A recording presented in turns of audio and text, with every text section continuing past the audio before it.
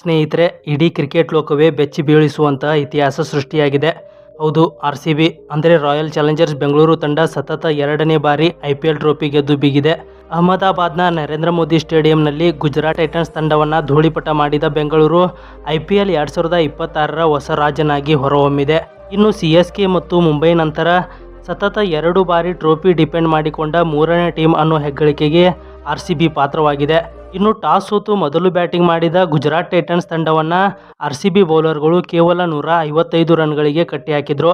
ಇನ್ನು ರಸಿಕ್ ಸಲಾಮ್ 3 ವಿಕೆಟ್ ಕಿತ್ತರೆ ಭುವನೇಶ್ವರ್ ಕುಮಾರ್ ಮತ್ತು ಹೇಜಲ್ವುಡ್ ತಲಾ 2 ವಿಕೆಟ್ ಪಡೆದು ತಬಾಹಿ ಸೃಷ್ಟಿಸಿದರು. ಗುಜರಾತ್ ಪರ ವಾಷಿಂಗ್ಟನ್ ಸುಂದರ್ 50 ರನ್ ಬಾರಿಸಿ ಹೋರಾಟ ನಡೆಸಿದ್ರು. ಉಳಿದ ಬ್ಯಾಟರ್ಗಳು ಧೂಳಿಪಟವಾದರು.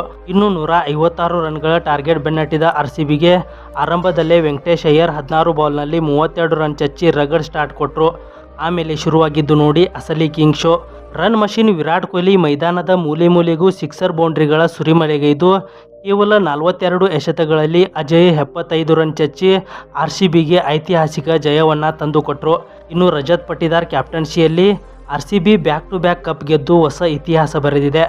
ಆರ್ಸಿಬಿ ಅಭಿಮಾನಿಗಳೇ, ಈಗಲಾದರೂ ಹೆಮ್ಮೆಯಿಂದ ಹೇಳಿ, ಈ ಸಲನೂ ಕಪ್ ನಮ್ಮದೇ, ಮುಂದಿನ ಸಲವೂ ಕಪ್ ನಮ್ಮದೇ.